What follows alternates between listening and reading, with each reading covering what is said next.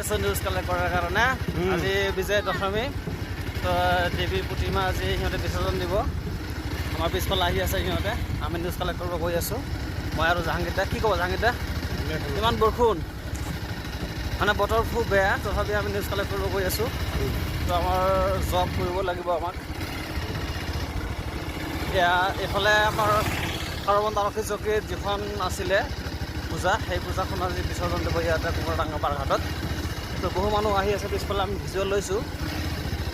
এতিয়া আমি স্পটত গৈ আছোঁ, মই আগফালে দেখাই আছোঁ। আমি গৈ আছোঁ পাৰঘাট লৈ। ধুনীয়া ৰাস্তা, ব্লকৰ ৰাস্তা, বৰ্ডাৰ ৰোড হয় এইখন আমাৰ বাংলাদেশ। হয়, আন্তঃৰাষ্ট্ৰীয় সীমান্ত এইফালে আছে আমাৰ প্ৰায় 0.5 কিলোমিটাৰমান দূৰতে আছে। এইপিনে গৰাখহনীয়াটো একেবাৰে বহু মানুহ ভেটিগ্ৰস্ত কৰি পেলাইছে। চাওক ব্ৰহ্মপুত্ৰ, এয়া ব্ৰহ্মপুত্ৰ। এতিয়া কুমাৰডাঙ্গা এৰি কালিলৈকে পালোঁহে।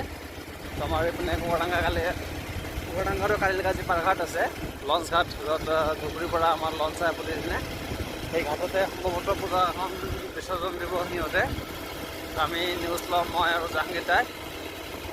আৰু ইয়াৰ পৰা আকৌ আমি লালবাটীলৈ যাম, হয়নে দা? হয় হয় হয়, চাওক কি ধুনীয়া ৰাস্তা। অলপ বৰষুণ পৰাৰ কাৰণে ৰাস্তাখন ধুনীয়া হৈছে, একেবাৰে ধূলি বালি নাইকিয়া হৈছে।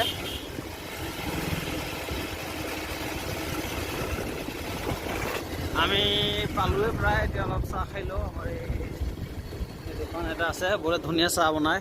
চাওক চাহ বনাই আছে, ইতিমধ্যে পাপৰৰ চাহ খাওঁ আমি।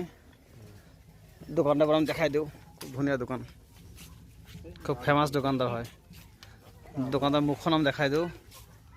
চাওক ধুনীয়া কৰি পাপৰ ভাজি আছে, আমি খাওঁ দিব।